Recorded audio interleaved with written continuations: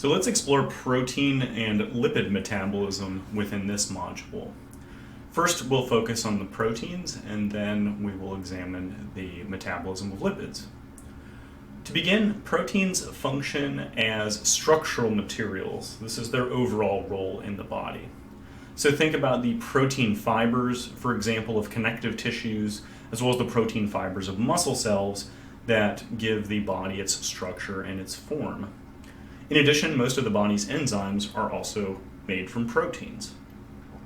In terms of the diet, animal products such as eggs, milk, fish, or other meats will contain the highest quantities of the amino acids, which are going to be critical to building all of the body's proteins.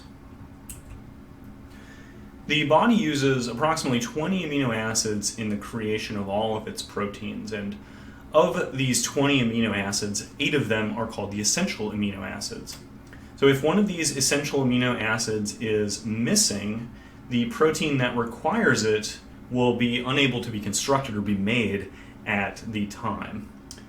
So notice that the essential amino acids are only a small part of the total dietary protein that is required for each day.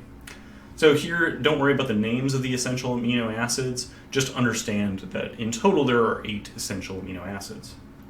So as mentioned previously, animal products tend to provide the highest quantities of total protein that are required each day, as well as providing the 8 essential amino acids.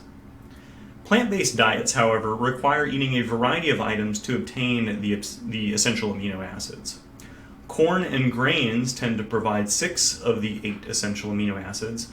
Meanwhile, beans and other legumes will provide a different set of 6 essential amino acids. And therefore, by eating a combination of these plant-based foods, all 8 essential amino acids can be obtained. So how does the body use proteins? So of course, as we already mentioned, proteins are going to be important as the structural materials in the body, and many proteins also have the function of acting as enzymes. Proteins are also used as energy when the diet is low in carbohydrates or fats and lipids. We examined this as part of gluconeogenesis, which we saw was a process that created glucose from non-carbohydrate precursors. What this means is that there are going to be fewer proteins to be used for other things like healing and growth when those proteins and amino acids are being used as a fuel source. So all of the amino acids need to be present in order to synthesize a particular protein when that protein is being manufactured. Otherwise, that particular protein is not going to be able to be made. Daily dietary recommendations are typically about 0.8 grams of protein intake per kilogram of body weight, which represents roughly 12 to 20% of daily caloric intake. Different activity levels and types of exercise will also play a role in how much protein should be consumed by that individual each day. So for example, if we look at this sample of daily recommended protein intakes for a healthy adult who's involved in a variety of different activities, we see that sedentary, that is non-active adults, will generally require lower protein intake towards that 0.8 grams per kilogram of body weight per day.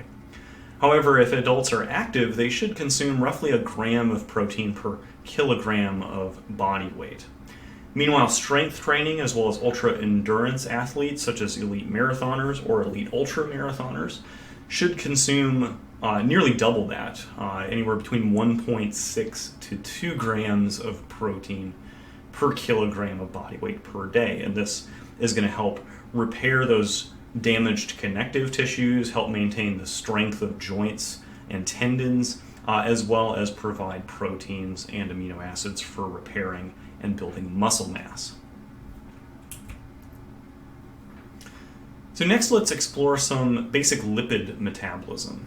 Triglycerides are the most abundant dietary lipid that we're going to consume with food, and triglycerides are digested within the digestive system into fatty acids and glycerol. So lipids are used in a variety of ways by the body.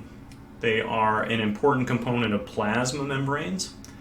They can serve as a major fuel source for hepatocytes, that is, the liver cells that cleanse and process the blood that's coming from the digestive system. They can also be used as a fuel source for skeletal muscles as well. Lipids function in the absorption and transport of things like fat-soluble vitamins. So fat-soluble vitamins require a lipid carrier within the bloodstream. And of course, lipids also function to build adipose tissue. Although we have seen that in the presence of excess blood glucose can also be used to promote adipose tissue building.